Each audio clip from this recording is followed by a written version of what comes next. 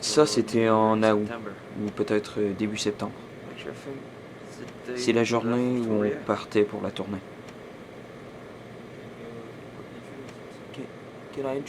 Me présenter? Oui, sans problème. Mon nom est Bob. Je suis photographe, principalement.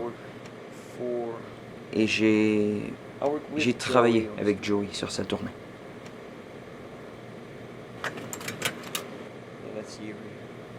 Oui, c'est troublant. Joe a dessiné ça bien avant la tournée et ça a fini par devenir le poster, je suppose. Oh merde, c'est quoi le nom? C'est... Bordel. C'est un hôtel à Nashville. J'oublie le nom. J'aimais l'éclairage, donc je suppose que j'ai juste dit à Joe de se mettre là ou quelque chose comme ça. Ah oui, je me souviens. Je pense pas que Joe les ait jamais vus. Il se serait probablement mis en colère. C'était le 10e spectacle, quelque chose comme ça. Tout a mal tourné, il a pleuré après. Pourtant, c'était quand même un bon spectacle.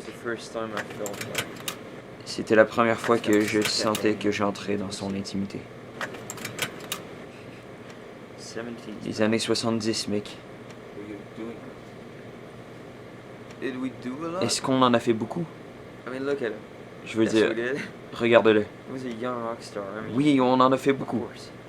C'était une jeune rockstar. Je veux dire, évidemment.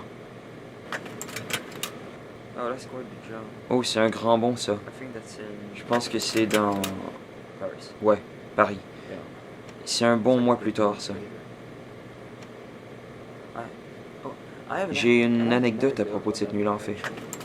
Enfin, ce n'est pas vraiment une anecdote, mais Joe et moi étions assez bourrés. Et on a rigolé parce que les Français sont drôles, non? Je ne veux pas être offensant, mais mec... Ils ne connaissent pas les paroles des chansons. Ils crient juste n'importe quoi.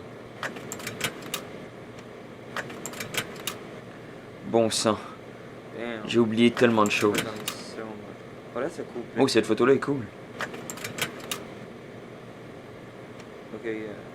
Ok, oui. C'est Joe qui danse dans sa chambre d'hôtel. Je suis à peu près certain que c'est à Londres. J'étais sur le lit pour prendre cette photo. Je pense que nous avons fait l'amour après ça. C'est définitivement à Londres. Oh non, non. Je crois que c'est assez connu qu'on a eu une idylle durant la tournée. Non, Joey ne l'est pas. Moi, oui. Joey, lui, s'en foutait. On avait souvent des invités aussi, tu sais. Les deux. Ouais. Au départ, cette collection de photos devait porter sur les concerts. Mais je pense que ce que j'aime, c'est qu'elle est devenue vraiment plus personnelle.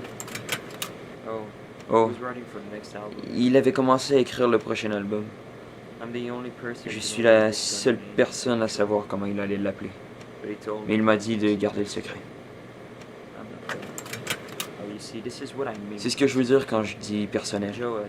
Joe faisait de terribles cauchemars et il m'en parlait souvent.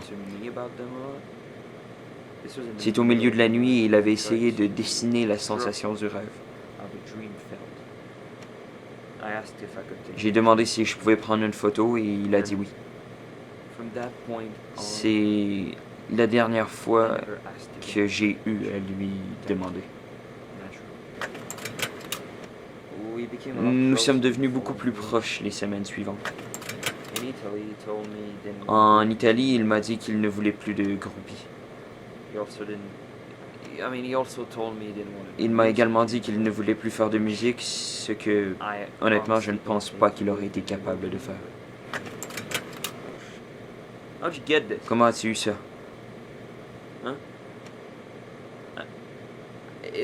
Je ne vais pas continuer si tu ne me le dis pas.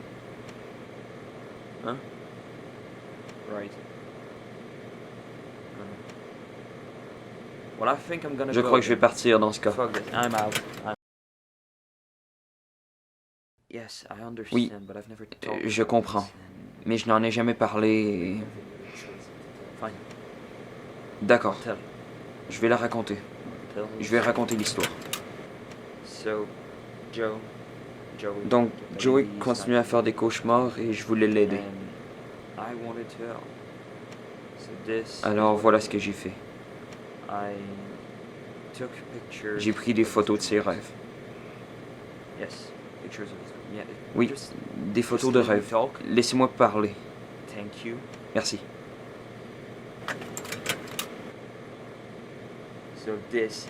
C'est donc un des rêves de Joe. Et avec ses photos, ses dessins et ce qu'il a pu raconter, on a presque compris. Nous l'avons appelé l'homme qui se noie. Parce que ça ressemblait un peu à ça.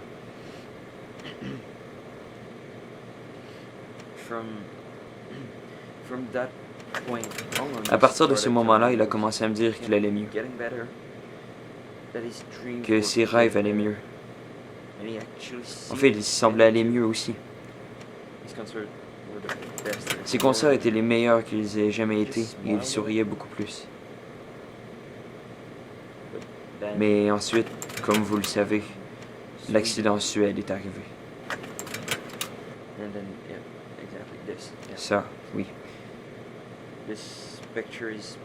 Cette photo est assez connue maintenant, je suppose. C'est la dernière que j'ai prise de lui.